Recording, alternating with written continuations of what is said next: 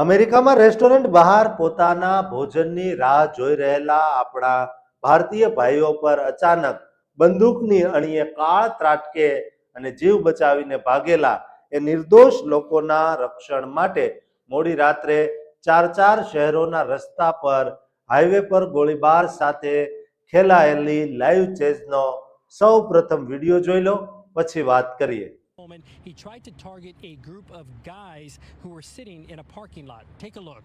Now, here is that surveillance video provided to us by the owner of a restaurant in the colony. It was just after 11 p.m. Wednesday night. A group of men you see there waiting in that parking lot for their to-go order when suddenly two police who were then able to locate the SUV using flock cameras which read license plate numbers. Now, Plano police spot the SUV. The driver speeds off, sparking that multi-city police pursuit. The chase goes into the city of Richardson, where the suspect begins firing at Richardson police officers.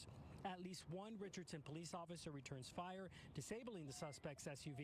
Now that chase eventually comes here into Dallas in a neighborhood off Alpha Road near the Galleria. The suspect taken into custody with a gunshot wound. Not sure if it was from police or self-inflicted. Now we counted about 100. અમેરિકામાં વસતા આપણા લોકોની જાન માલની સુરક્ષા સામે બહુ મોટા સવાલો ઊભા થયા છે.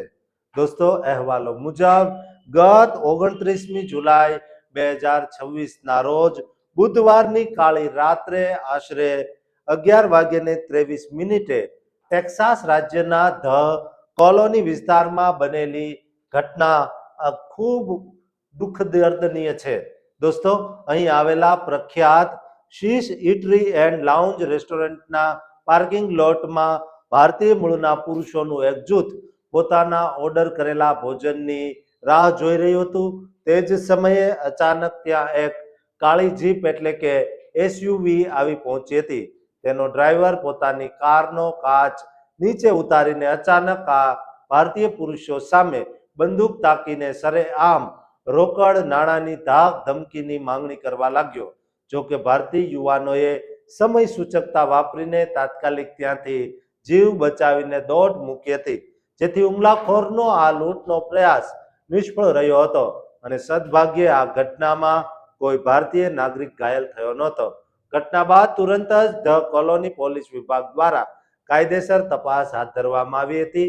પોલીસ અધિકારીઓએ રેસ્ટોરન્ટના સીસીટીવી સર્વેલન્સ વિડીયોની ચકાસણી કરીને તે કાળી જીપનો લાયસન્સ પ્લેટ નંબર મેળવ્યો હતો અને તેને સત્તાવાર અત્યાધુનિક flock safety licence plate reader system અંદર દાખલ કર્યો હતો. આ ટેકનોલોજીની મદદથી વાહન પ્લાનો શહેર તરફ જઈ રહ્યું હોવાનું સામે આવ્યું હતું. પ્લાનો પોલીસે સસ્પેક્ટના પિતાના ઘર પાસે વાહનને ટ્રેક કર્યું હતું, પણ માથા ભારે આરોપી ત્યાંથી પણ પોતાની ગાડી બેફામ રીતે હંકારીને નાસી છૂટ્યો હતો.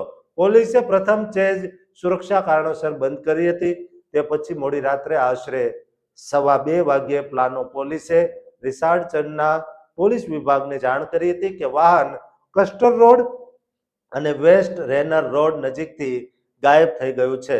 રિચાર્ડસનના પોલીસે તુરંત કાર્યવાહી કરીને તે શંકાસ્પદ વાહન શોધી કાઢ્યું હતું અને ડ્રાઈવરને ગાડી રોકવા ઈશારો કર્યો હતો, પરંતુ આરોપીએ વાહન રોકવાનો ઇનકાર કરી દેતા બીજી ભયાનક ચેઝ શરૂ થઈ હતી, જે ડલાસ શહેર સુધી પહોંચી હતી.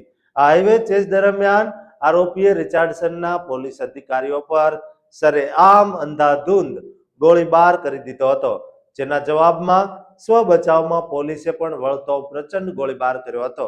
આખરે ડલાસમાં આલ્ફા રોડ અને યુજીસ લેન નજીક આરોપીની કાર સાવ અક્ષમ થઈ ગઈ હતી અને પોલીસે આરોપીને દબોચી લીધો હતો. ગોળી વાગવાથી ઇજાગ્રસ્ત થયેલા આરોપીને તાત્કાલિક સારવાર અર્થે હોસ્પિટલ ખસેડવામાં આવ્યો હતો અને ડોક્ટરોના મતે તેની સ્થિતિ જીવલેણ નથી, જ્યારે સદભાગ્યે કોઈ પણ પોલીસ અધિકારી ઘાયલ થયા નથી. કાનૂની તપાસ દરમિયાન પકડાયેલા આ 34 વર્ષના આરોપીનું નામ રાયન એડવર્ડ ડાઉઇન હોવાનું સામે આવ્યું છે, જે ભૂતકાળમાં ટેરરિસ્ટિક થ્રેટ, ચોરી, ડ્રગ્સના ગુનાઓ અને કોલિન કાઉન્ટીમાં કૌટુંબિક હિંસા જેવા ગંભીર અપરાધોમાં સજા ભોગવી ચૂકેલો અપરાધી છે. વળી તપાસમાં ખુલાસો થયો છે કે તેની આ કાળી જીપ અગાઉ કેરોલ્ટન શહેરમાં બનેલી એક અન્ય ગુનાહિત ઘટના સાથે પણ જોડાયેલી હતી. હાલમાં ધ કોલોની પોલીસ દ્વારા લૂંટના મુખ્ય કેસની તપાસ ચલાવાઈ રહી છે, જ્યારે ડલાસ પોલીસ દ્વારા પોલીસ સામેના ગોળીબાર અને એરેસ્ટ અંગેની તપાસ હાથ ધરાઈ છે અને પ્લાનો કે ડલાસ પોલીસે કોઈ ગોળીબાર કર્યો નથી.